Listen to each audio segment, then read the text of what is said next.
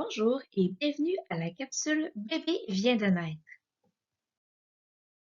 Nous aborderons au cours de cette capsule les soins au nouveau-né, les soins à la mère, ainsi que le séjour à l'hôpital. Le séjour à l'hôpital est d'environ 24 à 36 heures. Durant cette période, les infirmières et médecins donneront des soins à votre bébé afin d'assurer son bien-être et pour prévenir ou dépister des problèmes de santé. Suite à la naissance, on pose d'abord le bébé sur le ventre de sa mère dans des serviettes chaudes.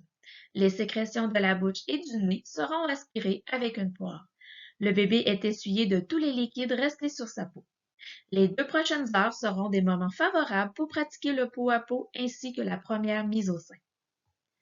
Par la suite, un examen physique sera fait par le médecin et l'infirmière en profitera pour le peser, le mesurer et calculer sa circonférence crânienne.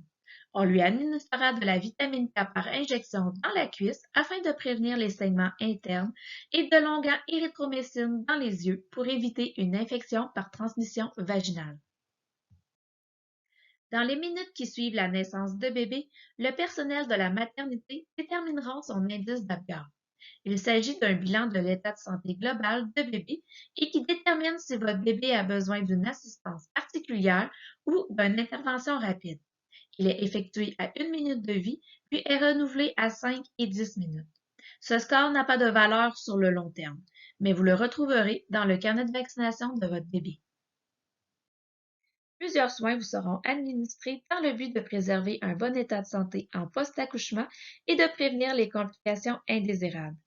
Par exemple, si vous avez besoin de suture du périnée ou encore de support pour votre allaitement.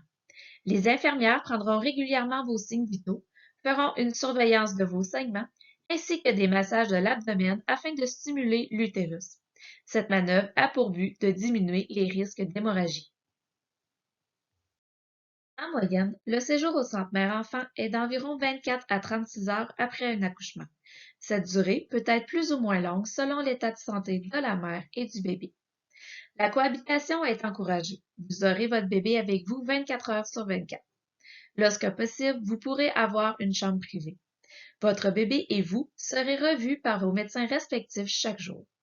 Vos signes vitaux, le massage de l'utérus, la vérification de vos points et saignements seront évalués à chaque heure de travail par l'infirmière.